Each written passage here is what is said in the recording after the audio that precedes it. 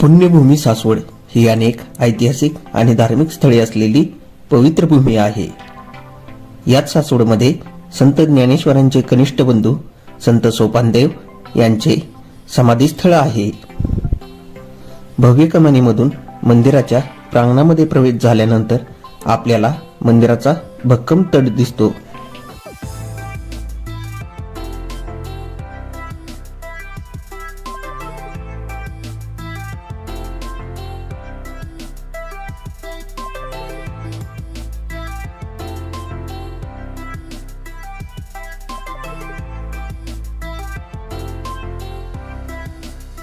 नगरखाना असलेल्या दगडी प्रवेशद्वारामधून आपण मंदिरामध्ये प्रवेश करतो.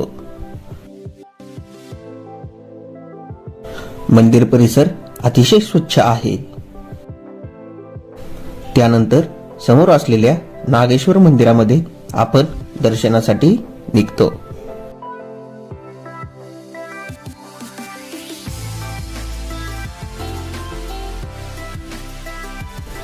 हे पुरातन मंदिर असून संत सोपानदेवांच्या अभंगामध्ये या मंदिराचा उल्लेख आहे. मंदिराच्या भिंतींवर सोपानदेवी ग्रंथांमधील अभंग बसवलेले आहेत.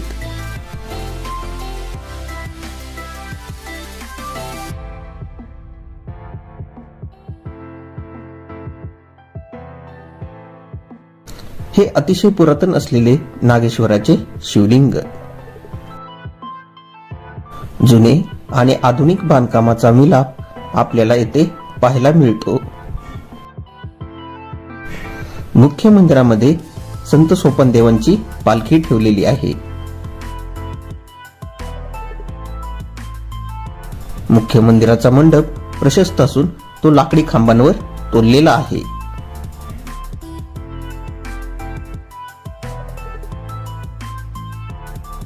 दुमजली असलेल्या मंडपामधून समाधी स्थळाचे दर्शन होते.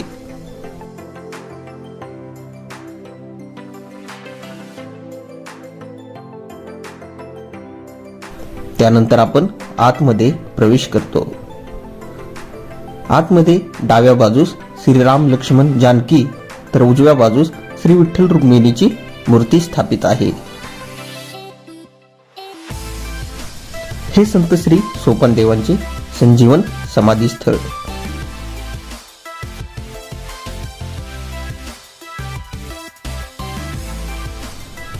मंदिरावरील कलाकुसर आपल्याला मोहित करते.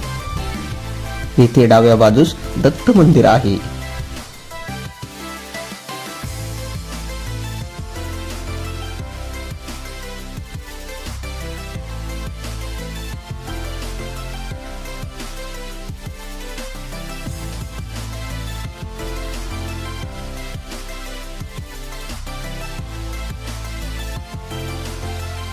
मंदिर प्रदक्षिणा करताना आपल्याला हे गोमुख दिसते. येथे शेजारीच मुक्ताबाईंचे मंदिर आहे. त्यानंतर आपण गणेश वृक्षाकडे येतो.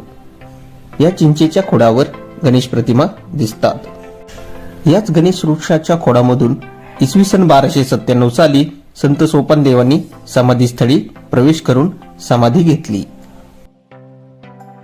चांबळी नदीच्या काठावर असलेल्या या मंदिरामधून संगमेश्वर मंदिर सहज दिसते. अतिशय सुंदर असलेल्या या समाधी स्थळाचे दर्शन किमान एकदा तरी घेतलेच पाहिजे.